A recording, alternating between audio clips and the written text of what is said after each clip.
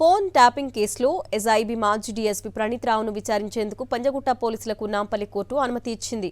ఇవాల్టి నుంచి వారం రోజుల పాటు కస్టడీకి అప్పగిస్తూ ఆదేశాలు జారీ చేసింది. కోర్టు అనుమతి లభించడంతో చంచలగూడ జైల్లో రిమాండ్లో ఉన్న ప్రణీత్ రావును పంజగుట్ట పోలీసులు కస్టడీకి తీసుకోనున్నారు. గత ప్రభుత్వ హయాంలో ఎస్ఐబీలో విధులు నిర్వహిస్తూ ఫోన్ ట్యాపింగ్ చేసినట్లు ప్రణీత్ రావుపై ఆరోపణలు ఉన్నాయి. ఎస్ఐబీ లాగర్ ఆఫీసులో హార్డ్ డిస్క్ల మార్పిడి, ధ్వంసం, డేటా ట్రాన్స్ఫర్ సహా ఫోన్ ట్యాంపింగరింగ్కు సంబంధించిన సమాచారం రాబట్టాలని కోర్టుకు తెలిపారు.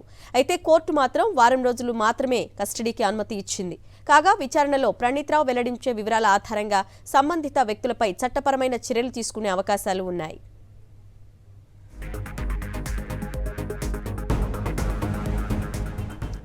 మరి కాసేపట్లో ప్రణీత్ రావును కస్టడీలోకి తీసుకోనున్నారు పోలీసులు. మరిన్ని వివరాలు మా ప్రతినిధి వాసు అందిస్తారు. వాసు,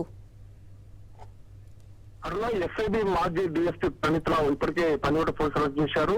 కోర్టు రిమాండ్ చేసిన నేపథ్యంలో కూడా 7 రోజుల కస్టడీకి అనుమతిస్తూ కూడా ఆదేశాలు జారీ చేసింది. కొద్దిసేపటి క్రితమే చంచలగూడ జైలు పంజగుట్ట పోలీసు జరుగుతున్నారు. మరి కాసేపట్లో ప్రణీత్ రావును కస్టడీ తీసుకోబోతున్నారు. ప్రధానంగా ప్రణీత్ రావుపై ఆరోపణల నేపథ్యానికి సంబంధించి కూడా తన ఏదైతే దుర్వినియోగం చేసినటువంటి తన పదవితో పాటు ఆ ప్రభుత్వానికి సంబంధించిన కీలక డాటాను కాజేసిన నేపథ్యం, ధ్వంసం చేసినటువంటి పరిస్థితుల నేపథ్యంలో సీసీ కెమెరాలను ఆఫ్ చేసి ఇవన్నీ కూడా ఒక ఇంపార్టెంట్ డాటా అంతా కూడా తస్కరించాడు. వాటిని ధ్వంసం చేసిన ఆరోపణలపై కేసులు నమోదయ్యాయి.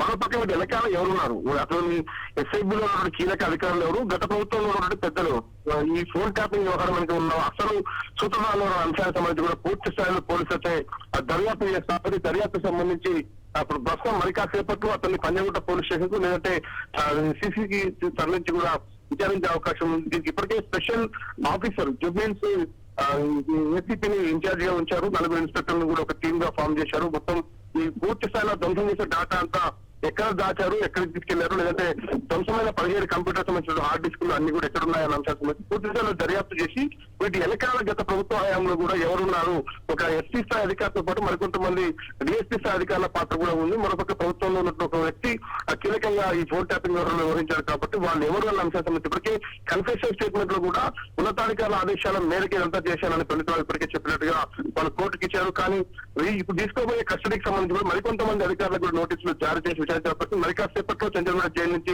పంజగుట్ట పిఎస్ కు లేదంటే ట్రిబుల్ సికి తరలించి అతను విచారించే అవకాశాలు కనిపిస్తా ఉన్నాయి. వాసు, అదే విధంగా ప్రణీత్ రావుతో పాటు మరికొందరి పాత్ర కూడా ఉంది వ్యవహారంలో అంటున్నారు కదా, మరి దీనిపై పోలీసులు ఏమంటున్నారు?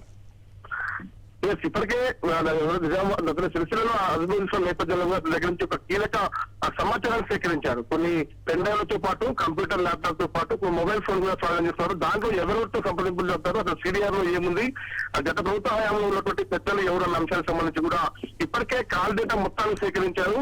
ఆ సీసీ కెమెరా ఆఫ్ చేసిన నేపథ్యంలో కూడా అక్కడ ఎవరెవరు ఉన్నారన్న అంశాలకు సంబంధించి కూడా కొంతమంది సాక్షులు కూడా విచారించారు. కానీ మరికొంతమందికి నోటీసులు జారీ చేసి ఎవరైతే గత ప్రభుత్వ హయాంలో ప్రభుత్వం మారుతున్న నేపథ్యంలో అదే రోజు రాత్రి డాటా అంతా కూడా డిలీట్ చేసిన నేపథ్యంలో కూడా ఎవరెవరు ఉన్నారన్న అంశాలకు సంబంధించి కూడా ప్రణీత్ రావును విచారిస్తే మిగతా వాళ్ళ పేర్లు చెప్తే వాళ్ళకి కూడా నోటీసులు జారీ చేయొచ్చు, లేదంటే అరెస్ట్ చేసే అవకాశాలు కనిపిస్తా ఉన్నాయి. Okay Vasu, thank you.